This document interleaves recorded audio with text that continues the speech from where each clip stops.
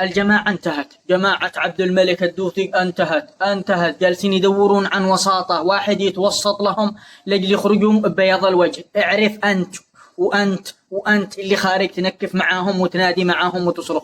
قيادات الدولة الكبار جالسين يدورون وساطة لأجل يسلمون برؤوسهم من قطر ومن عمان يسلموهم. أنت رايح تنكف معاهم ليش يا قبيلي يا ابن القبيلي؟ وتقول جالس تصرخ العدوان. اسأل نفسك سؤال صادق كذا بينك وبين نفسك دون من يسيرك. اسأل نفسك من العدوان بالتحديد؟ من اللي اعتدى على صعدة واسقط الدولة في صعدة؟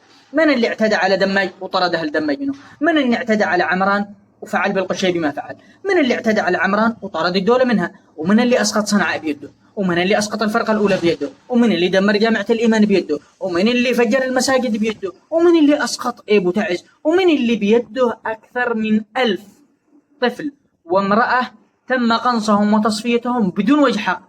من المعتدي بالتحديد؟ من اللي اعتدى على عدن وكان يفعل بأهلها الأفاعيل؟ من المعتدي بالتحديد؟ من اللي قال لا قيام للدولة ودخل لجل يسقط الدولة بحجة 1000 ريال نعبد ربه على 1000 ريال؟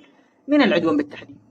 من العدوان بالتحديد؟ انت لما تتكلم عن السعودية والتحالف العربي جاءوا بطلب من الحكومة الشرعية، جاءوا بطلب منا نحن أهل السنة والجماعة، لأنه كنا نرى رسول الله صلى الله عليه وسلم وصحابته يتكلموا عليهم في المنابر. اعتدوا علينا وعلى قيمنا وعلى دياناتنا، خرجونا من المساجد، منعوا الحلقات، تكلموا على الصحابة في المنابر. الآن أنت في زمن التكنولوجيا ابحث كذا في النت واكتب ماذا تقول جماعة عبد الملك الدوثي عن صحابة رسول الله صلى الله عليه وسلم وبتعرف أنهم جاءوا. ما في باليمن من 1400 سنة واحد طلع يتكلم عن الصحابة رضوان الله عليهم وأرضاهم. اليوم طلعوا يتكلموا عنهم بصوت كذا علنا ويتكلمون ويقولوا في أبو بكر وعمر ما لم يقوله أحد في الدنيا. جاي تقول لي من المعتدي في التحديد؟ هؤلاء هم العدوان الحقيقي. القبيلة وانتهكوها، المروءة وانتهكوها. اليوم الشهاري أمس بس عمل منشور على علي حسين في الفيسبوك من أبناء محافظة إبو، يقال بأنه أكثر واحد كان يجمع ويحشد أبناء إب إلى الجبهات جاءوا اليوم تلوه من إذنه. ليش سوى منشور بس؟